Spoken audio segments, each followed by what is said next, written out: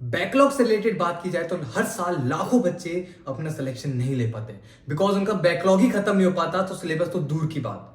और आज इस वीडियो में मैं आपको यही बताने वाला हूं कि आपको अपना बैकलॉग कैसे करना है स्टेप टू स्टेप वाइज। अगर आप एक वीक अगर आपने ये पैटर्न एक वीक तक फॉलो किया तो आपका सारा का सारा बैकलॉग कंप्लीट हो जाएगा।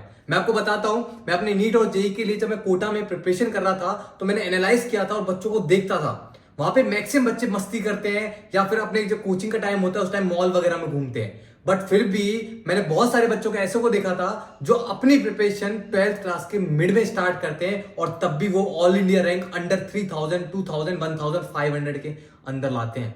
तो ऐसा वो बच्चे क्या करते हैं? और आप लोग ये भी सोच सकते हैं कि अगर यार वो लोग अपने 12th के मिड में अपनी प्रिपरेशन स्टार्ट करते हैं तो उनकी 11th पूरी बर्बाद और 12th हाफ बर्बाद। तो आप लोग सोच सकते हैं कि उनके पास कितना बैकलॉग होगा और तब भी वो ऑल इंडिया रैंक अंडर 3000 के अंदर लाते हैं। तो कैसे करते हैं, क्या करते हैं? तो स्टार्ट करते हैं और अच्छे से वीडियो को एंड तक देखना। तो स्टार्ट करते हैं। फर्स्ट हम बात करते हैं बैकलॉग क्रिएट बैकलॉग। होता क्या है कि जब आप लोगों का बैकलॉग होना स्टार्ट होता है तो आप लोग फटाक से जाते हो और जो बैकलॉग हुआ है उसे ट्राई करते हुए कवर कर लिया जाए। नए चैप्टर और प्रोसीड होने से पहले आप ट्राई करते हो कि वो चैप्टर जल्दी से कवर कर लिया जाए। जब आप उस चैप्टर को कवर करते हो तो जो प्रेजेंट में जो चैप्टर चल रहे होते हैं वो आपके चैप्टर इफेक्ट होने लगते हैं, आपको समझ में नहीं आने लगते। क्यों?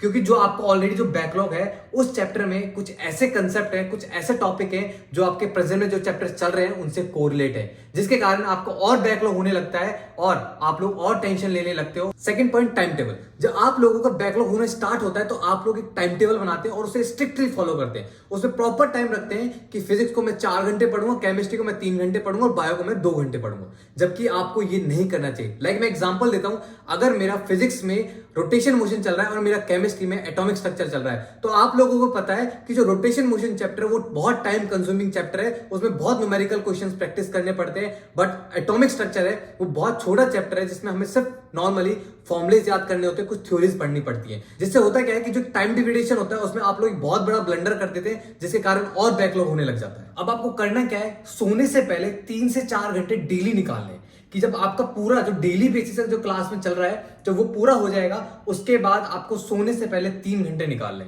और विदिन आपको एक वीक तक आपको ये फॉलो करना है और उसमें होना क्या चाहिए, आपकी पूरी प्लानिंग होनी चाहिए कि मेरे कौन कौन से चैप्टर बैकलॉग है। उन सभी चैप्टर्स की एक लिस्ट प्रिपेयर कर लो कि मेरे ये सारे चैप्टर्स बैकलॉग है, फिजिक्स में ये, केमिस्ट्री में एंड बायो में मेरे ये।